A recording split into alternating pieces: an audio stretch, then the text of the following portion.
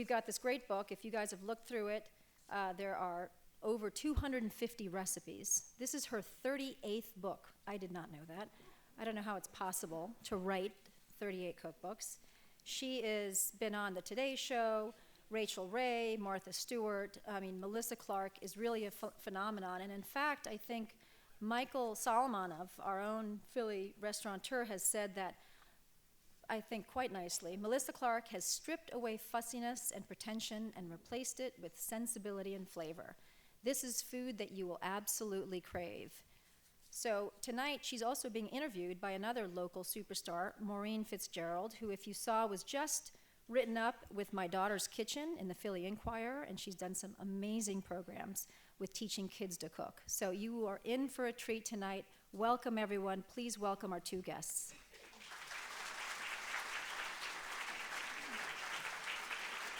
Thank you so much for that lovely introduction, and welcome. Thank you. It's wonderful to be here. I love Philly. I really do. I just want to say I love this town. We're so thrilled to have you. This is Melissa's new book, Changing the Game. I just have to say, for the record, I love it. And I'm not surprised, because every time I open the New York Times on the Wednesday food section, her recipes are what I want to make, like, right then.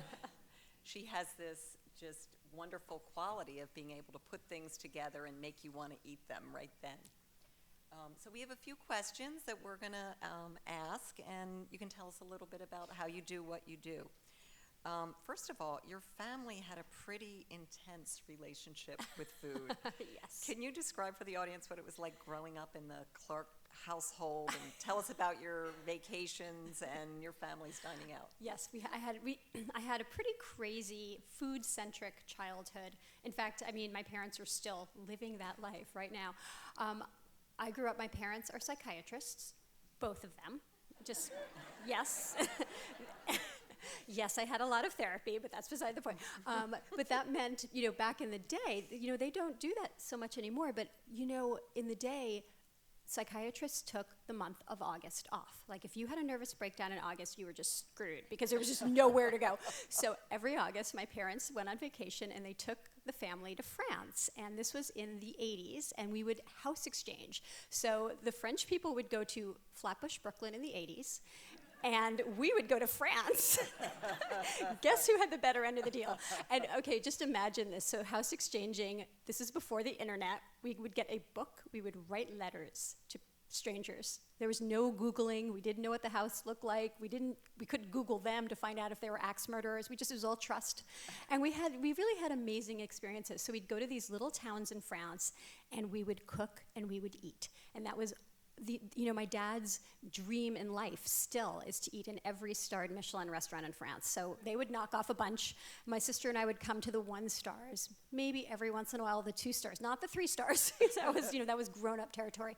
But we had a rule in my family that when we ate out, you couldn't order the same dish as anyone else at the table, and you all had to agree on what to order. So we would, my sister, my father, my mother, all 4 of us, we'd agree. We'd all eat a quarter of our portion, and then we would pass the plates Clark-wise. Now, this was fine. I love that, Clark-wise exactly. Clockwise. And by the way, Clark-wise was whatever dish my dad wanted next. That was a rule.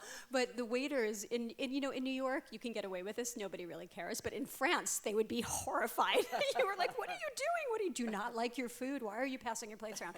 So this was a very singular childhood. But what it did was it introduced me early to all different kinds of flavors. And I was lucky enough to have parents who cooked. Not everybody has parents who cooked, but I did, and I would learn from them. And that doesn't seem terribly out of the ordinary now, but was that pretty unusual?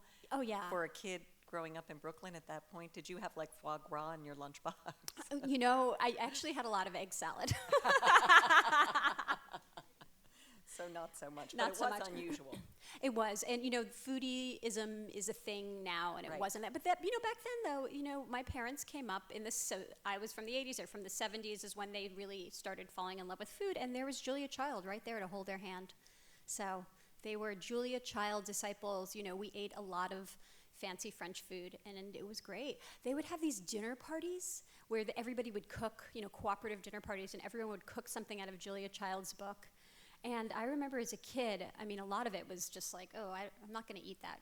You know, I thought I wasn't going to eat the rabbit, but it turns out my mom would hide it in a sandwich, and then I would get it the next day. But, you know, it was highly unusual, but it was great. So when did you start cooking? So I always cooked. I started baking at a really young age because we didn't have enough sweets in my house, according to me. So if I wanted something sweet, I had to bake it myself. So I made cookies, I made cakes, I made ice cream. You know, I just have this amazingly large sweet tooth. I still do. I do a lot of baking with my daughter. She's the same way. She's 8. And, you know, she's just, you know, all she wants is sweets. And so in our house, we say we have to have it homemade. You know, you can't just eat, you know, processed stuff. So I try to get her, you know, in the spirit of it as well. And how old is she? She's 8. Oh. Yeah. She's So- a very good little stirrer. And that's when to start, Yeah. really, at that age. So, do you think that good cooking is intrinsic? It's like an innate talent, like, you know, writing or playing a musical instrument, that some people just have this ability to put things together? No, not at all. I think it's totally learned. I really do. I think it's exposure, and I think, I mean, it's appetite too. I mean, I think that if you're not a hungry person and you don't really care about your food, like you'll just, you know, whatever. None of you fit this bill, I'm sure, because you're all here right now. But you all know somebody who fits this bill, right? You know, the person who's like, oh, whatever, you want to eat? Yeah, I'll just have a sandwich, whatever, I don't care. Well, I think that if you're that kind of person, it's a lot harder to cook. But you can develop it, absolutely. And I think anyone can cook. And I do think that people are afraid of, you know, cooking right now, it's like become this fetishized thing that it really wasn't. And I think people are afraid to cook because they're afraid that it's not going to work out. But some of my best dishes have been huge failures. Yeah, because like things that I was trying for one thing and then it didn't work out, but then I ended up with something else.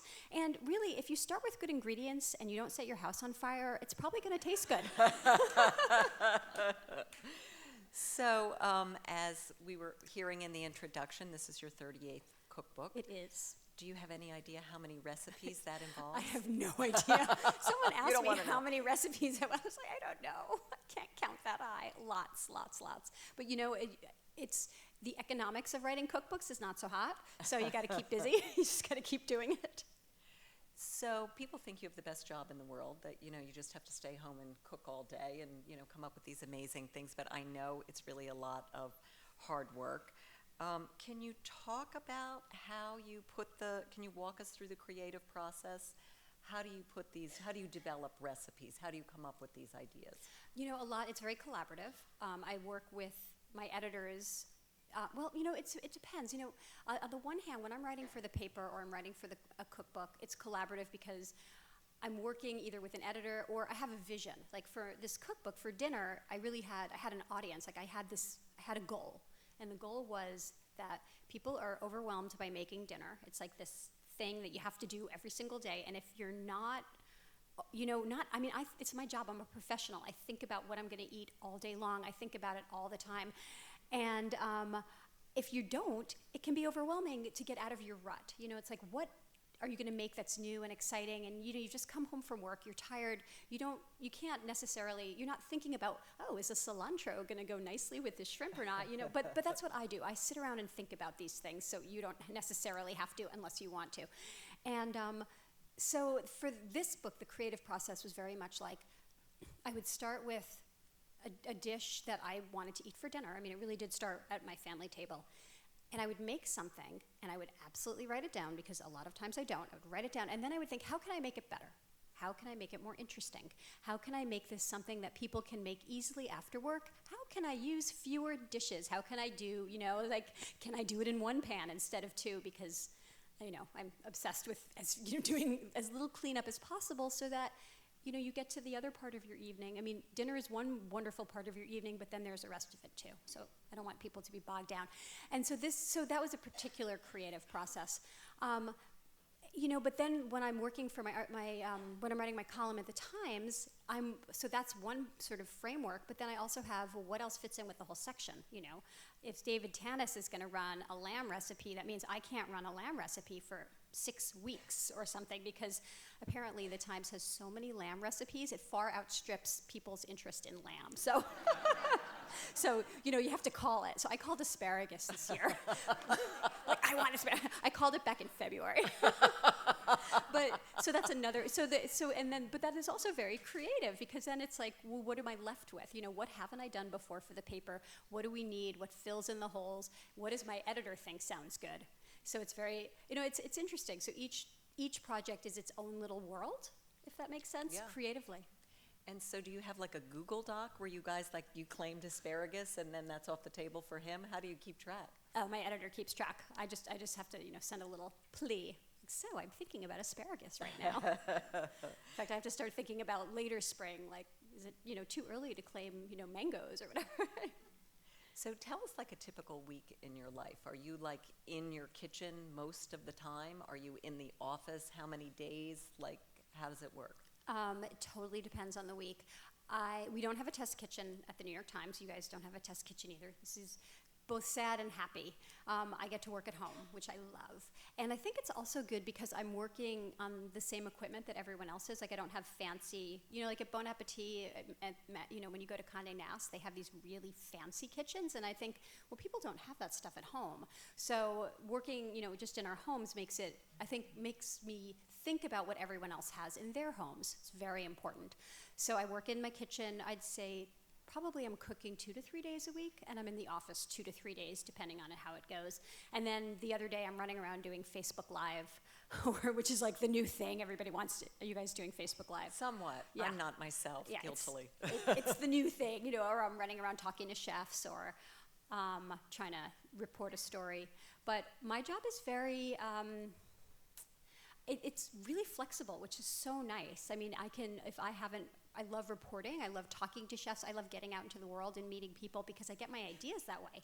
If you're just home cooking, you get stuck, right? I mean, I do feel like you have to go out and search out flavor. So that's really important. And I can do that as much as I need to in the scope of my And week. Are you one of these people who you go to the farmer's market and you're I want to see what's here today and then I get inspired by that? Or do you sort of have an idea and then run with it that way? Oh, I'm such a farmer's market.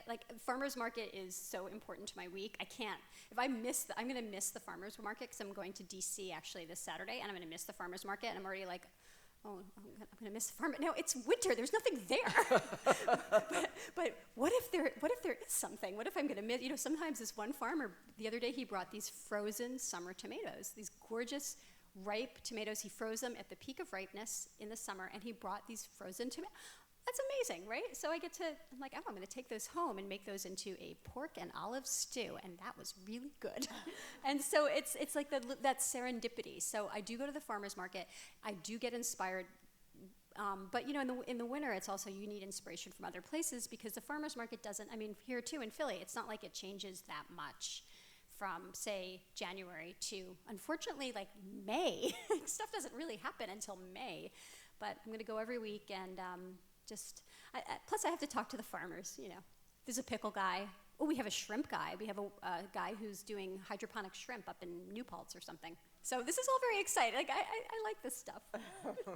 Do you ever make the same thing twice? Oh, God, no. And this is my husband. Okay, so my husband gets really pissed off at me. He's just can you please just make that chicken, that one? It was so good, that chicken. I'm no, sorry, no. It's sort of like the food critic. It's you find the place that you really want and you can't go back because you got to go to the next place. I know. Well, and the funny thing is I had just made, I made these, this really good Indian lentil dish the other day, and it was so good. And I was I'm writing this one down. I'm writing it down because I'm going to make it again. And my husband was you got to write it down. Yes, I'm going to write it down. And I wrote it down. And guess what? I lost the pad. I think it got recycled. I have the hardest time just, keeping track of all the ingredients because you're sort of throwing things in yes, and you're yes. Was that 1 tablespoon? How much was that? Right, exactly. Yeah. So that's why you have to write it down when you're doing it because you're not going to remember. Exactly. So tell us about the new cookbook, Changing the Game. Yeah. What exactly are you trying to do with this? Well, so as I was saying, I do think that people get into these dinner ruts. Does this sound familiar? You have your thing that you do with the thing you do with your chicken, for example, or that pasta dish that you make, and you make it at least 2 or 3 times a month because it's the thing you do with the pasta. And so what I wanted to try to do with this book is take those same techniques that you're already using. So your chicken thing, the same thing that you're doing, except that I'm adding flavors that maybe you hadn't thought of, right? Maybe I love to do sheet pan chicken, because you cut it up and you put it on a pan and then you put other stuff on it, and one pan goes So in the easy. oven, so easy, caramelizes, gets so good. But maybe you hadn't thought that if you put lemon zest and cracked coriander and Brussels sprouts on the same pan, it's going to turn into something magically delicious.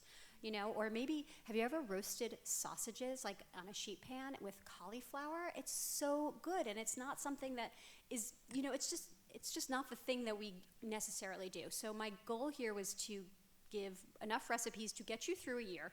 There's got to be some, even if you're vegetarian, or someone who is, or you don't like to eat a lot of meat, even if you really want to try to break out of the things that you do, there's enough food here that is at once familiar.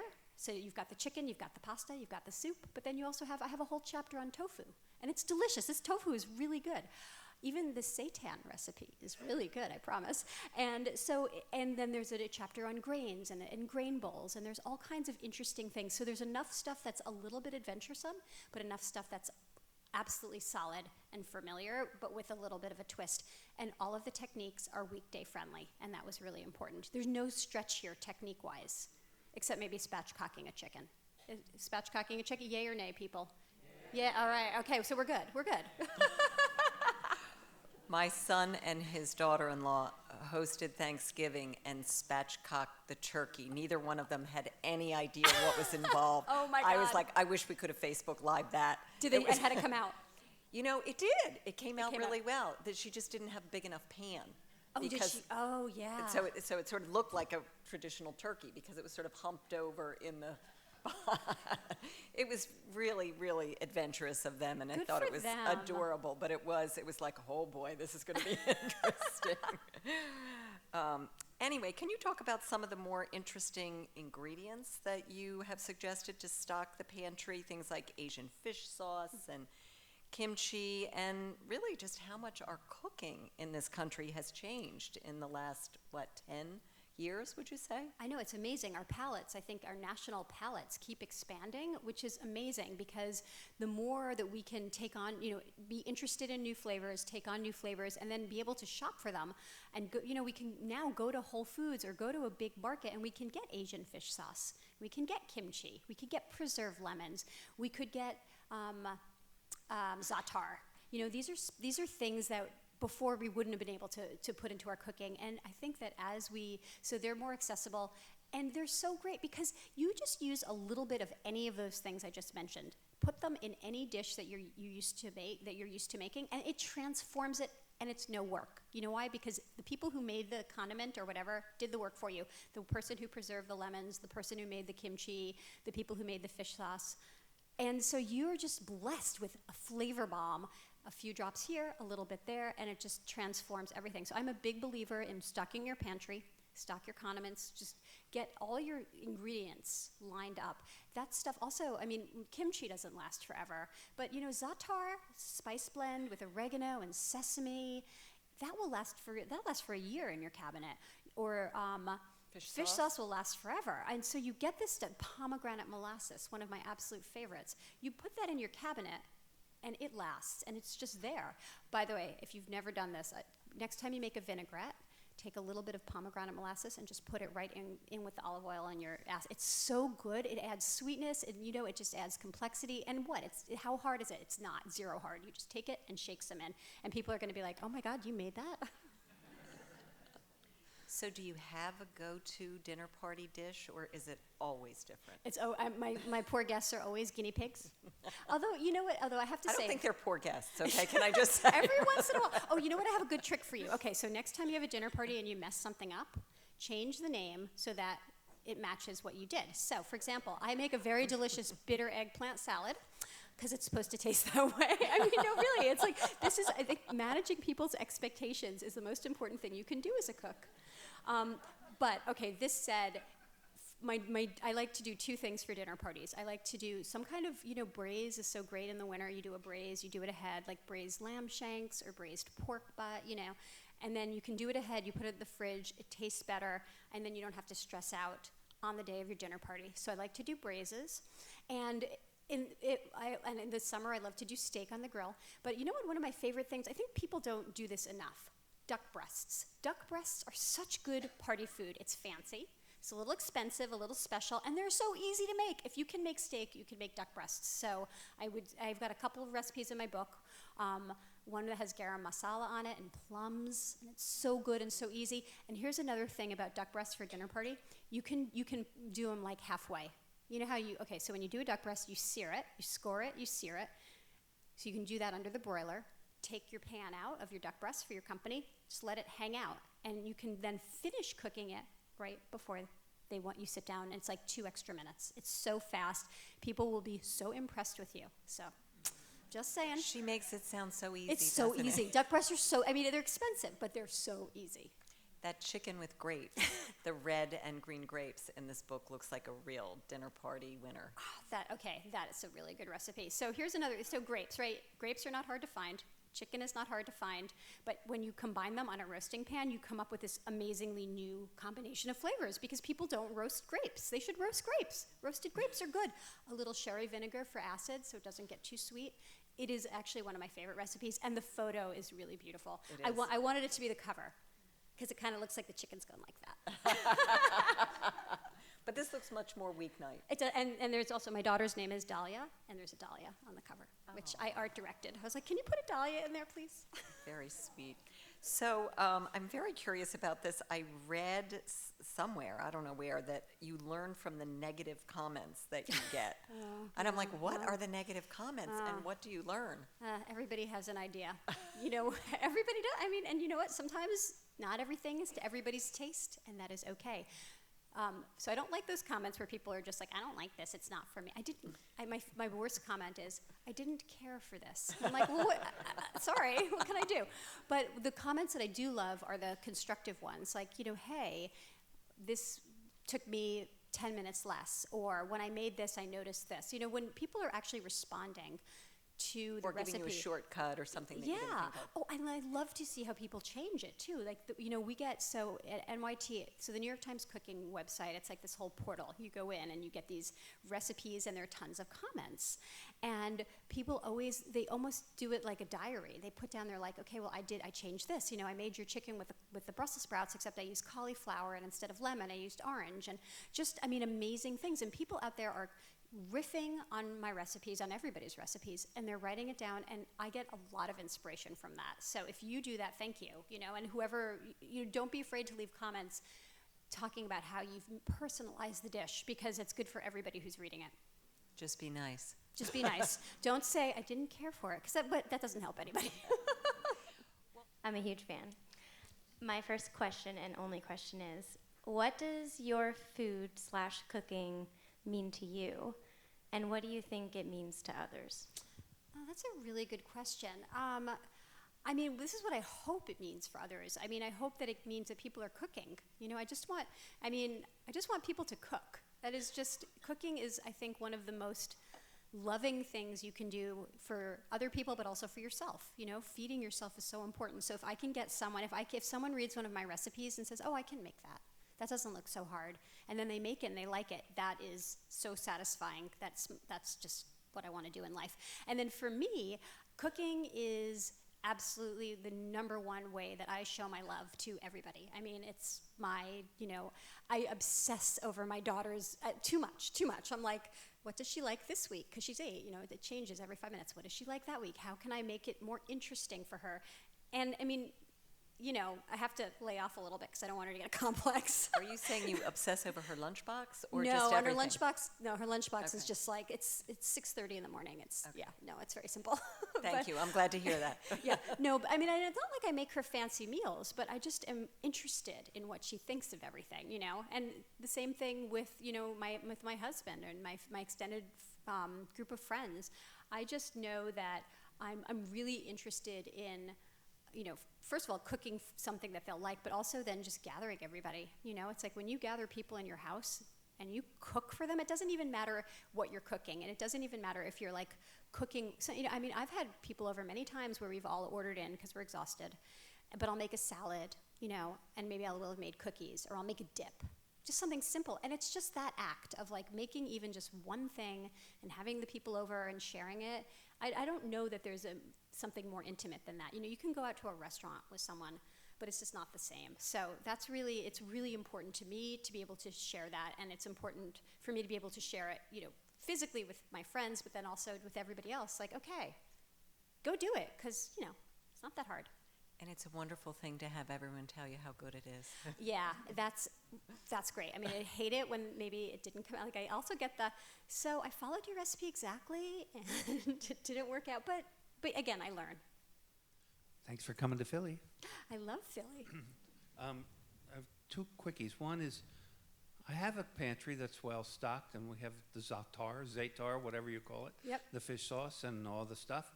And it sits there because I'm terrified of how do you understand the ratio? How do you understand how much to put in to add a little dash of flavor? You have to buy her cookbook. Well, first of all, but how do you how do you do it instinctively? And number two, why aren't you fat?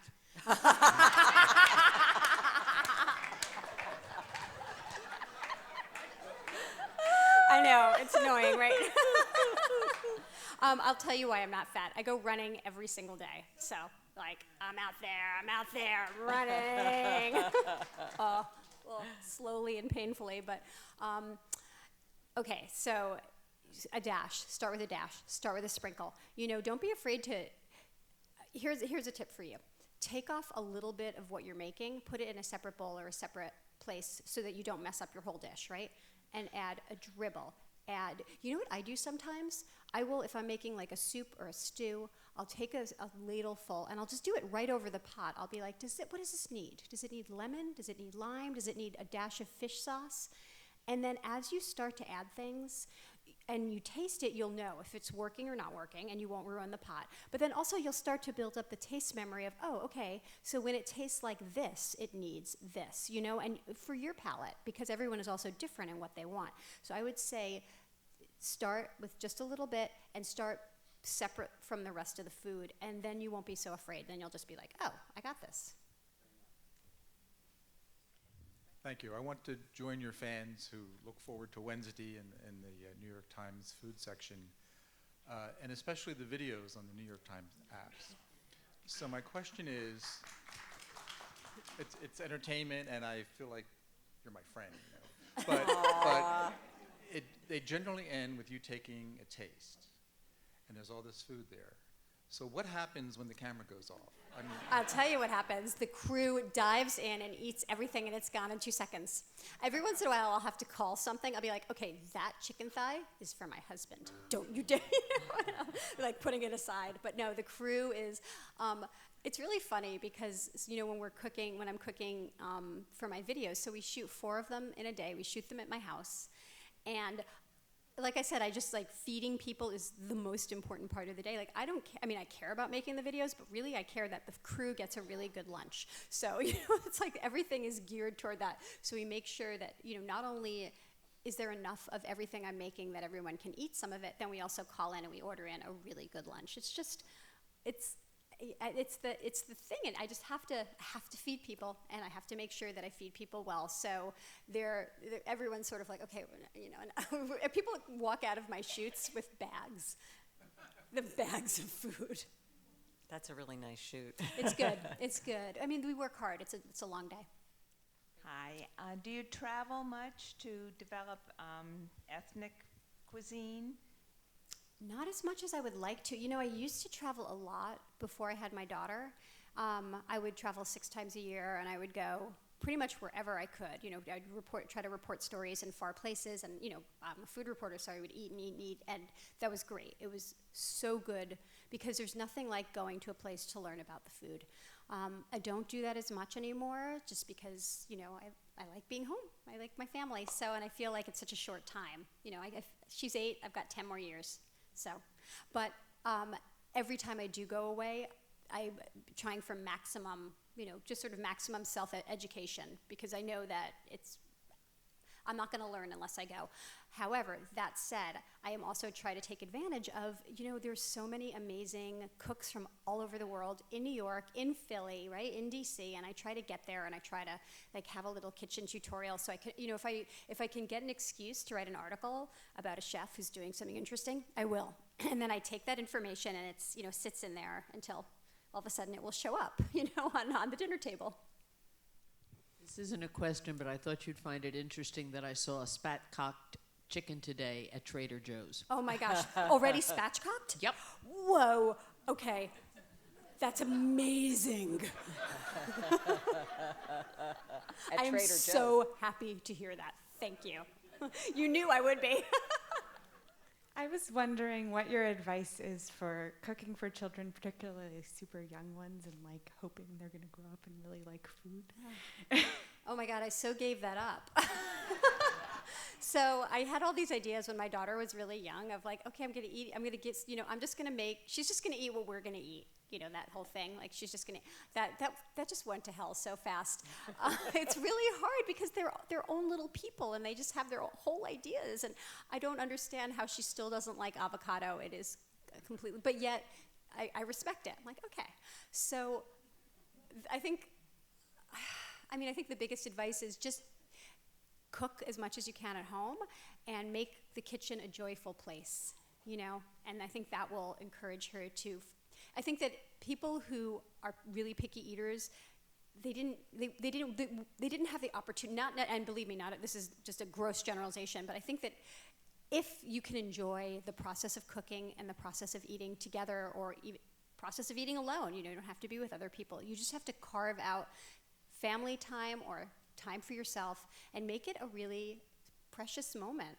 And the food, I think it'll fall into place if you can kind of get the rest of it, I don't know, I just feel, and so that's one part of it, and then the other part of it is, it's been really hard, the hardest lesson for me is that my kid has completely different tastes than I do, and, so, although she does like salad, and she likes really rare steak, so she and I are aligned on that, and the sweets, but, she doesn't like avocado, she doesn't like curry, and I have to be okay with that. And hopefully, what my mother said? My mother said that I didn't like fish, and she won't eat fish, that I didn't like fish until I was 12. So, now I love anchovies more than anything, and squid is my favorite food. So, people change. So stick with it. Is that helpful? I love your love of food.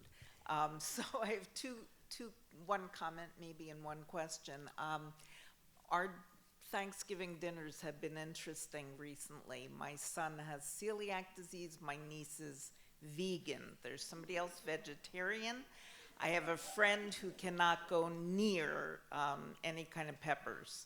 So Thanksgiving is actually easier because you're making 17 different dishes. But when you have a dinner party, do you watch who you invite depending on their likes and dislikes? Got to be careful there. Or, also as people get older, this one's got diabetes and whatnot, so that's been difficult. And then you mentioned what you love. Are there any foods that you really can't abide by?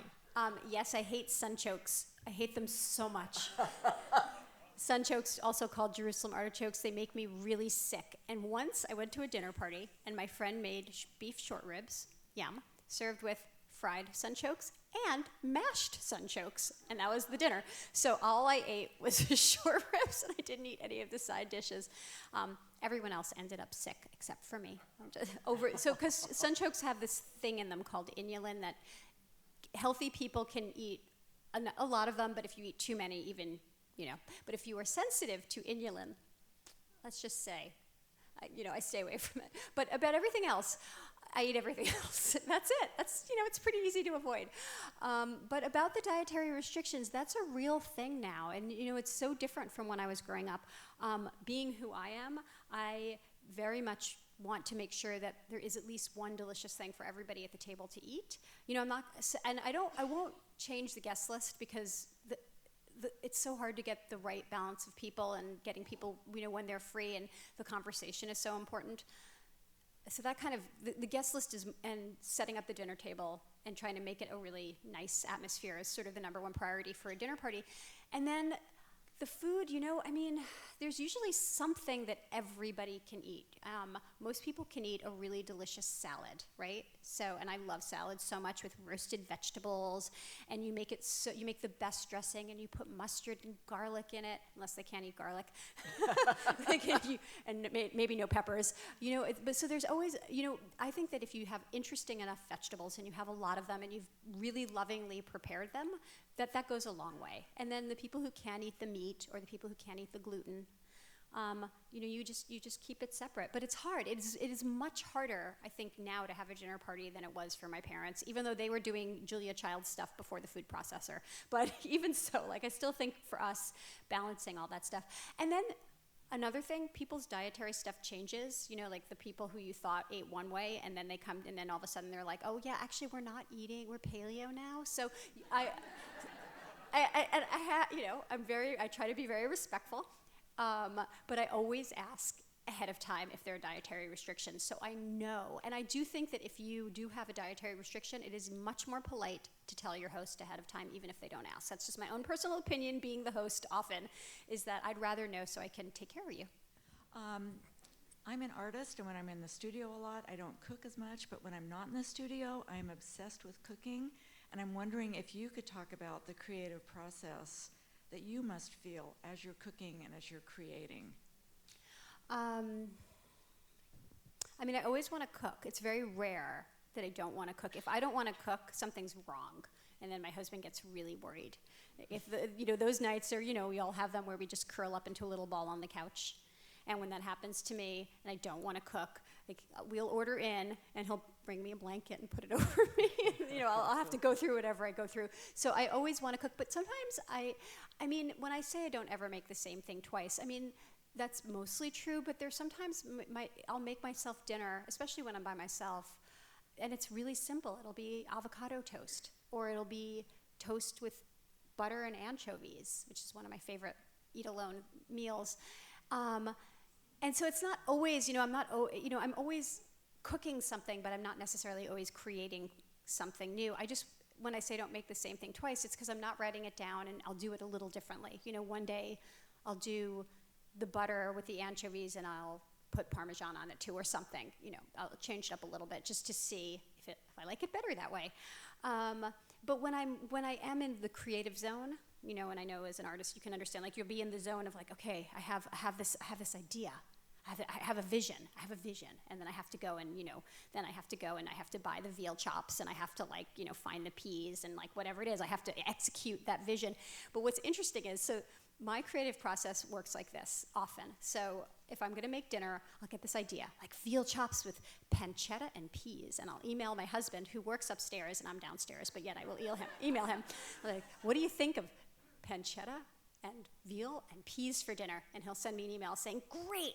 And then, of course, in his head, he knows that we're actually going to get chicken with apricots and mustard, because my creative process is it starts in one place, but then I get really distracted. And I try to stay open, and then I'll be at the store, and I'll be like, oh, look, they're having chicken on sale. Okay, well, let me get that instead. And the veal is really expensive, and oh, those peas don't look so good. And so often I'll start here, and I'll end up here, and that's fine. I think but then at some point, I will make that veal. But that'll be the day when I tell him we're having, beef with red wine. So. Who do you depend on to pick out olive oil? I have the darndest time going to the fancy markets, Italian markets, down in Philadelphia, we have a wonderful Italian market section, and you invest $15 or $20 or $30 on a bottle of olive oil, and it's stale, has tasteless. Yeah. You have somebody that you go to or a store that you go to regularly. Yeah, okay, that's such a good question, because I hate that, especially oil. When you're spending $30 on a bottle of oil. So I do have my strategies for that. I have my cheapo extra virgin olive oil. I have this brand that I like. I just buy it. It's cheap, and I cook with it. Which one is that? I think it's called California Organics or something. Yeah, California Olive Ranch. I use the same one. Yeah, and it's perfectly good, and it's my everyday oil, and it's inexpensive, and I cook with it. For salads and, for finishing and when I want to use good oil, I go to a store and I trust the store because that, you have to, like, the merchant is really, that's your guarantee of quality. And what's good about that is that I develop a relationship with the merchant so that if it sucks, I will bring it back. And I will not be afraid to bring it back, because if you're spending $25 on a bottle of olive oil and it sucks, that's just not going to. So I always tell people, develop a relationship with a merchant. And if they have it for you to taste, even better, because people also like different things in oils, or maybe you want something different. Like sometimes you want a really sharp, bitter, like really pungent oil, like a new oil, but sometimes you want a buttery, mellow oil. So there's a lot of range, but just go to a place that you trust. There's a store called Brooklyn Larder, which is right near my house. And I go there and I pay retail and I get good oil. It's because sometimes you just have to do that. Do you have a favorite restaurant in Philadelphia? Oh, okay. Well, okay. So my best friend Robin from college used to live in Philly, and I used to come all the time, and I'd always go to Metropolitan Bakery with her, and it was just, I loved going there so much. And then usually she would make dinner, so we didn't go out a lot. So that's why I love Philly so much, is spending time with a good friend and, just taking in your beautiful city. And museums are so great. It's just so great here. But I did go to Zahav, and I loved Zahav. And I'm coming back in 2 weeks, and I'm taking my family, and I was just getting lots of recommendations on where to go. So, in fact, I'm open to, if anyone's going to come and, buy a book and I'll sign it, just give me your restaurant recommendations when you come up. I'm going to be keeping a list. Where do you like to go in Philly? I have a few that I love. I mean, we just recently went to South, and that was wonderful. Okay, and marking it down. Yeah. So my question is this.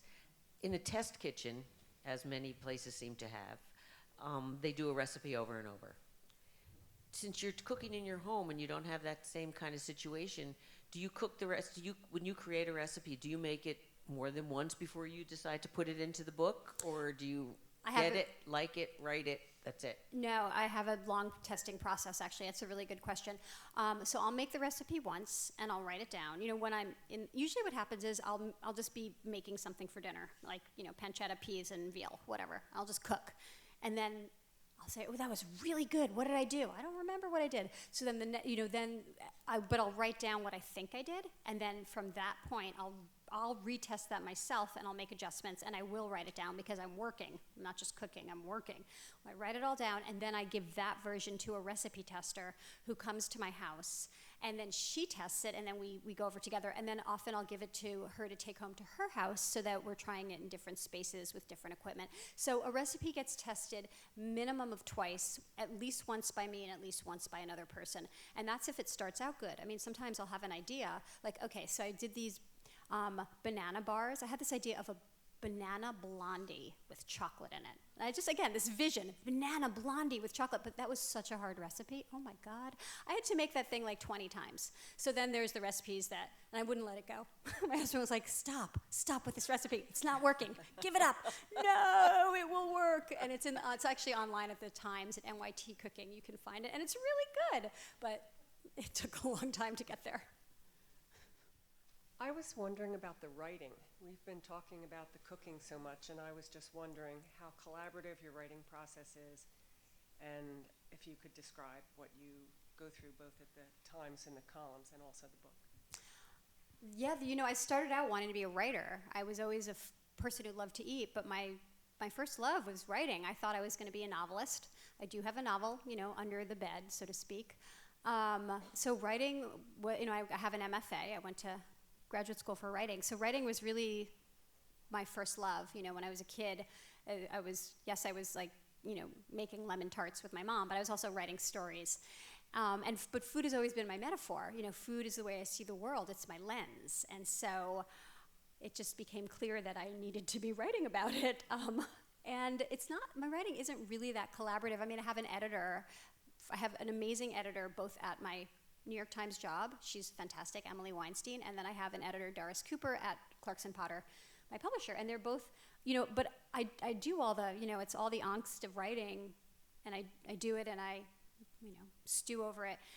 And then it's very painful, as any writer knows, to give it to someone else to look at. And then you get your edits. And so it's collaborative at the editing process, but the writing is just, You know, it's just, yeah, it's something I just make myself do. Sometimes when I have writer's block, though, you know, what I do is I take down a really great book that's not what I'm writing about. So, like, I'll open up, I literally will open up War and Peace, and I'll just start reading. And I'll just, you know, or I'll take, you know, or whatever the book is, like, whatever's nearby that's something good.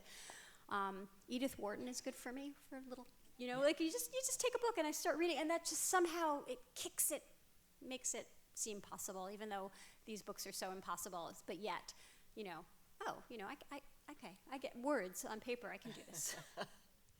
It's so great that you're here. Thank you. Oh, thank you. And I wanted to know, how do you keep your writing fresh, and what do you think makes good food writing, and how do you avoid all those words that don't really mean anything like delicious? Delicious. Oh my God, this is so funny because I just taught a writing workshop, a food writing workshop, and I was like, okay, you're not allowed to use the words delicious or unique. And everybody freaked out, but those words don't mean anything. So, okay, so it's hard, but it is hard, you know, sometimes I find myself falling into the cliche traps. You know what it is? Sometimes I'll just write it down really fast, and then I will go back and read it I read it with the purpose of taking the cliches out. And I'll read it again, and I'll think, can I say that in a fresher way? You know, or I'll say this, you know, this is complex. Well, what do I mean by that? And I'll question myself. And that's also my writing process, is constantly questioning what I have on the page, because sometimes you just need to get those, 400 words down, 750 words down, whatever it is. And I mean, as my friend Robin from Philly always says, you know, writing is editing.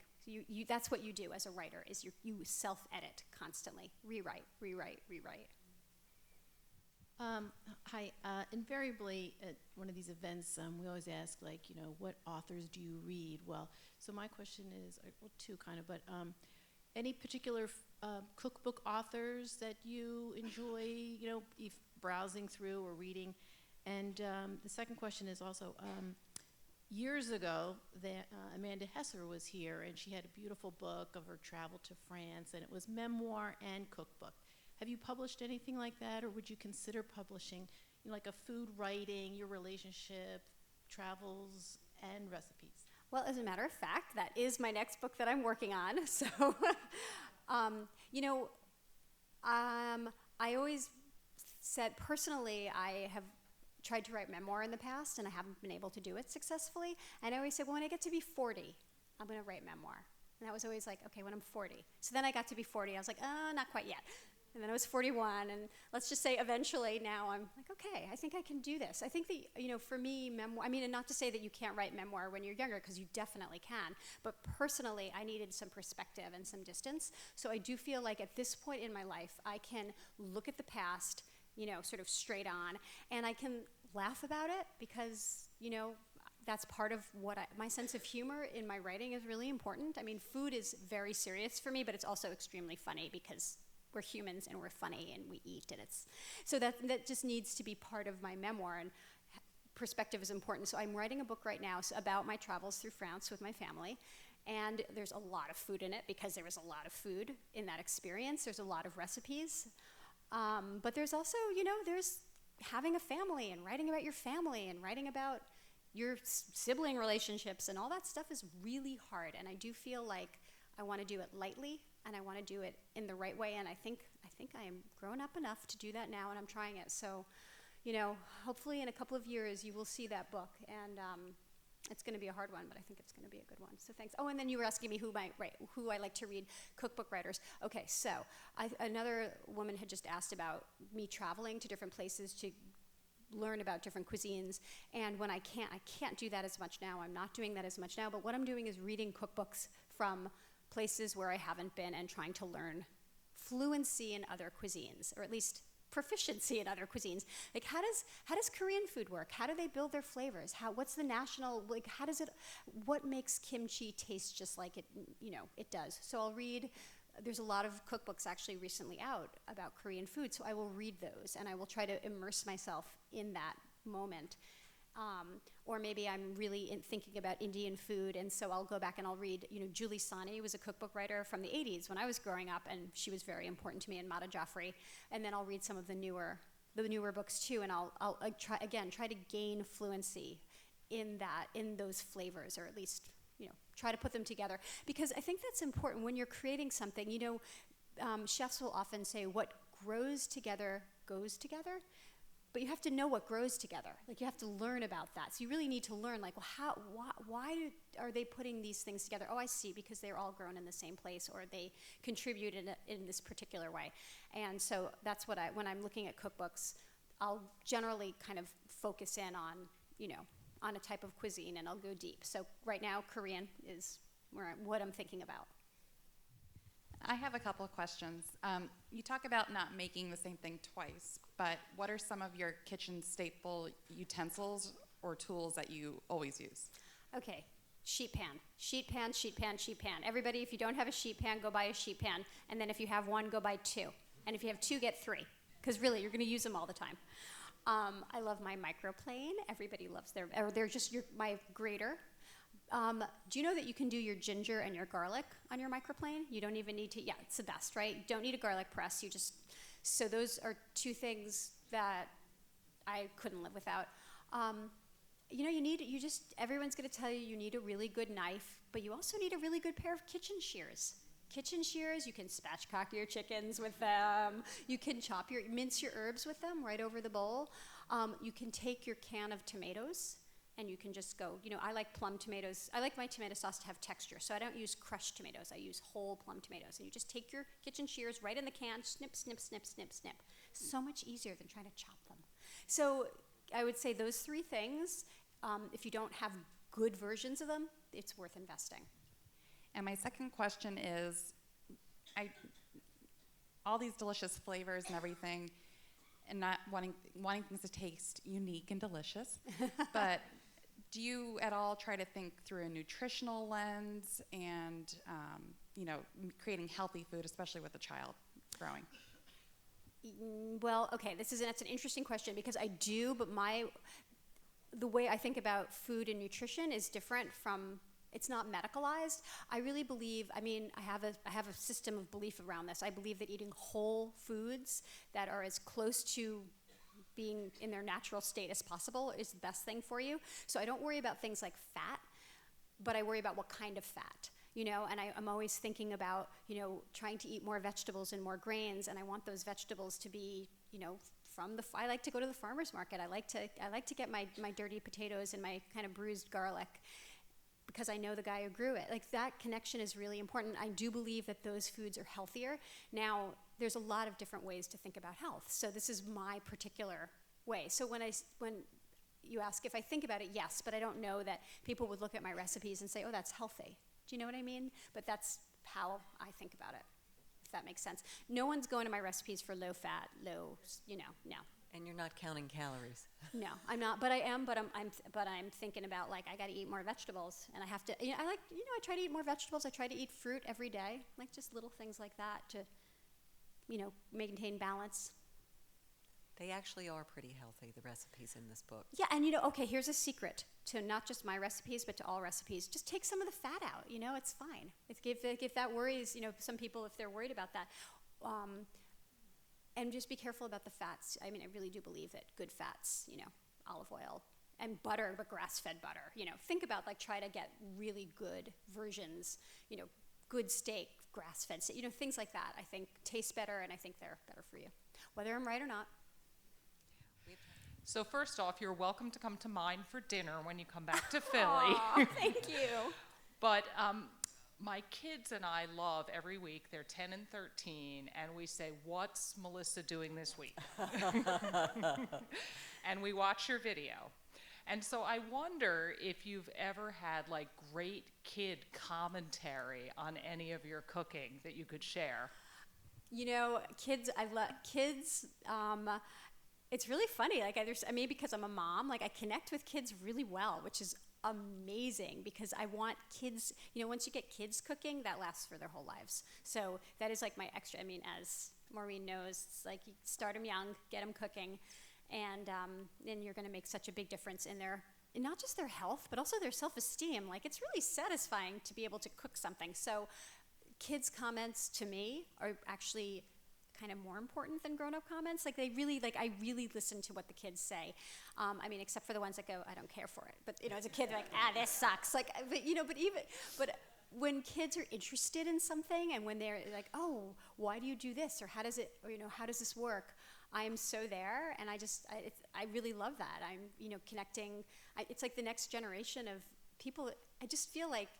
I really do feel like knowing how to cook and cooking real food and feeding your family, I just feel like this is the roots of better society, and it's like when you get them young and they grow up and then they're cooking for their loved ones and they're sharing, this is all good stuff. So it's incredibly important to me.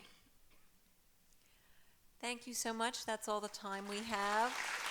Thank you so much for coming and sharing it with, and thank you for great questions. Great questions. Thank you guys.